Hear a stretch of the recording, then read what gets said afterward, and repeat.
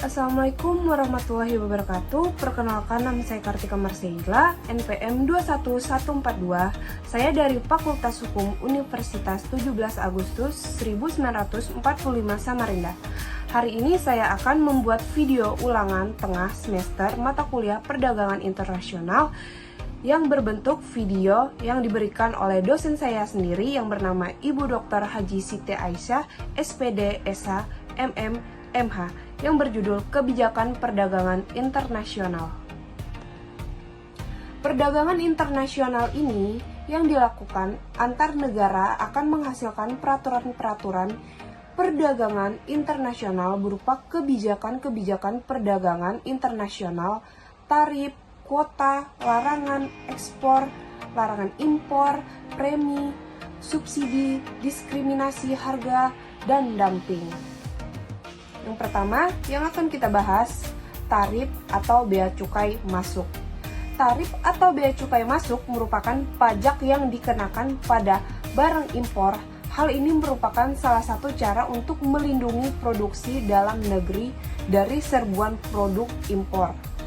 Tarif cenderung menaikkan harga, menurunkan jumlah yang dikonsumsi, dan impor.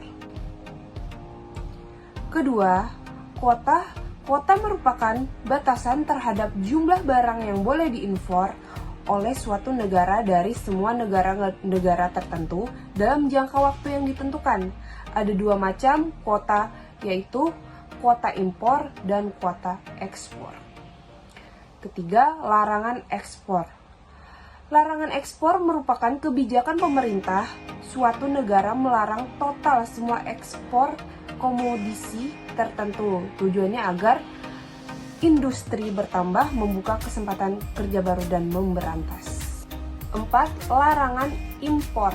Larangan impor merupakan kebijakan-kebijakan perdagangan internasional yang melarang secara mutlak impor komodisi tertentu.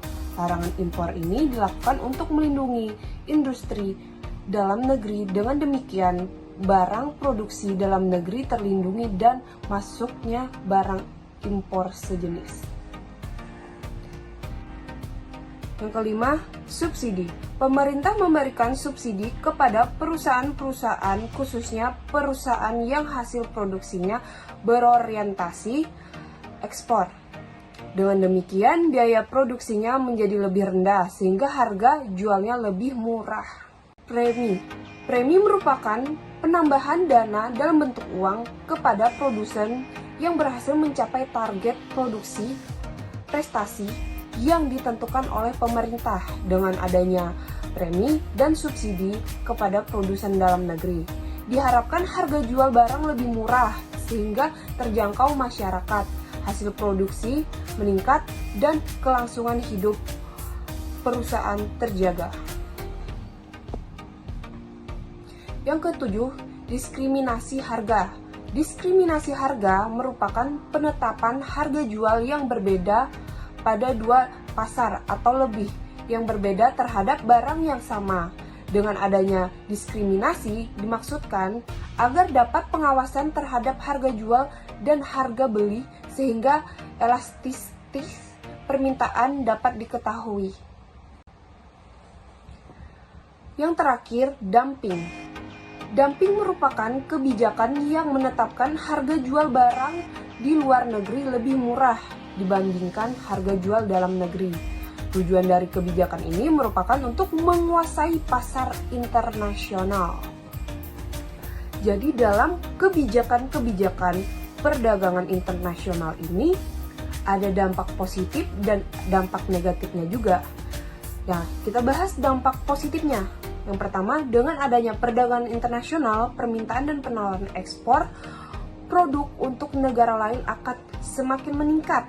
Ini akan meningkatkan perekonomian negara juga. Contohnya perkembangan industri, tekstil, kerajinan, udang, kopi, karet, dan lain-lain. Yang kedua, menjadikan sumber devisa negara.